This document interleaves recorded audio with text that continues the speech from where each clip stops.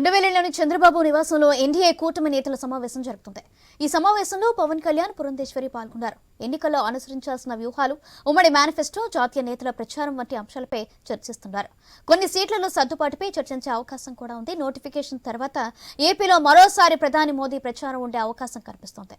Rate ఇదే విషయంపై మరింత సమాచారం మా ప్రతినిధి హరీష్ అందిస్తారు. హరీష్, ప్రస్తుతం ఉండవల్లిలో చంద్రబాబు నివాసంలో కూటమి నేతల సమావేశం జరుగుతుంది. ఈ సమావేశానికి పవన్ కళ్యాణ్, పురంధేశ్వరితో పాటు సిద్ధార్థనాథ్ సింగ్ వంటి కీలకమైనటువంటి నేతలు కూడా హాజరయ్యారు. వచ్చే నోటిఫికేషన్ తర్వాత ఏదైతే బీఫామ్ తీసుకుని నామినేషన్ కు సంబంధించినటువంటి దాఖలాలు చేయాల్సినటువంటి పరిస్థితులు ఉంటే ఈ పరిస్థితులు ఉన్నటువంటి నేపథ్యంలో ఉమ్మడి మేనిఫెస్టోకు సంబంధించినటువంటి సమావేశానికి సంబంధించి ఎలాంటి కార్యాచరణ ఉండాలి, వచ్చేటువంటి ఎన్నికల్లో కూటమి ఎలాంటి రాజకీయ వ్యూహాన్ని అనుసరించాల్సినటువంటి సిచ్యువేషన్ ఉంటుందన్న దానిపైన మూడు పార్టీలకు సంబంధించినటువంటి కీలకమైనటువంటి నేతలు సమావేశమయ్యారు. ఈ సమావేశంలో పలు తీర్మానాలు కూడా చేసేటువంటి అవకాశం ఉంది. ఎందుకంటే ఇప్పటికే ఎన్నికలకు సంబంధించినటువంటి అంశం చాలా కీలకంగా మారింది.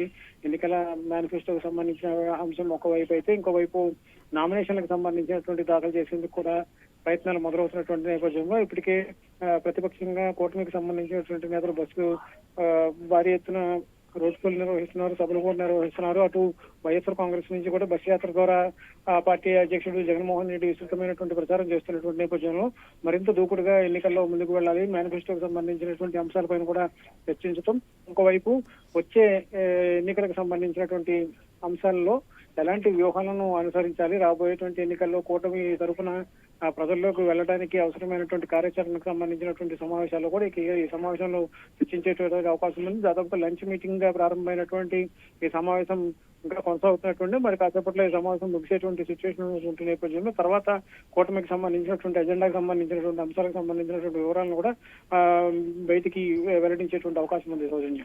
Right, thank you Harish.